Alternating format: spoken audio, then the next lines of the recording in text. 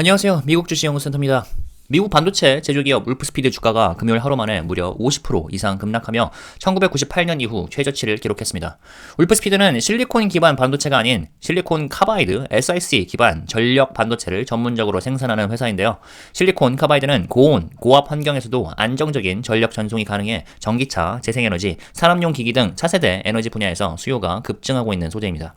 특히 전기차용 전력 반도체 시장에서 테슬라, 루시드 모터스 같은 고객사와 협력해 왔으며 장기적으로는 SiC 기술을 기반으로 전 세계 전력 반도체 시장을 선도하는 것이 목표죠.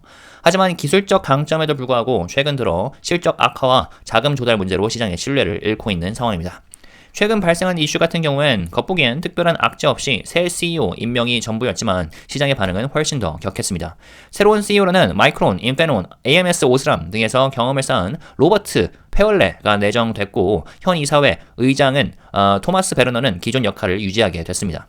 질서 있는 경영 승계였음에도 불구하고 시장이 이렇게 격하게 반응한 이유는 표면 아래에 있는 더 큰 불확실성 때문인데요. 특히 칩스 법안 관련 지원금이 물거품이 될 수도 있다는 우려가 시장 전체에 퍼지기 시작했기 때문이죠.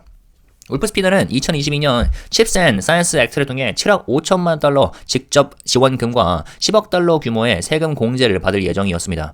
해당 자금은 뉴욕과 노스캐롤라이나에서의 대규모 생산 설비 확장에 투입될 계획이었죠. 하지만 최근 정치적 상황이 바뀌면서 이 지원이 실제로 이루어질 수 있을 것인가에 대한 의문이 커지고 있습니다. 특히 도널드 트럼프 대통령이 칩스 법안을 없애고 그 재정을 부채 상환에 써야 한다는 입장을 밝히면서 아직 공식 승인되지 않은 울프스피드의 보조금이 정치적 희생양이 될 수 있다는 분석이 나왔습니다.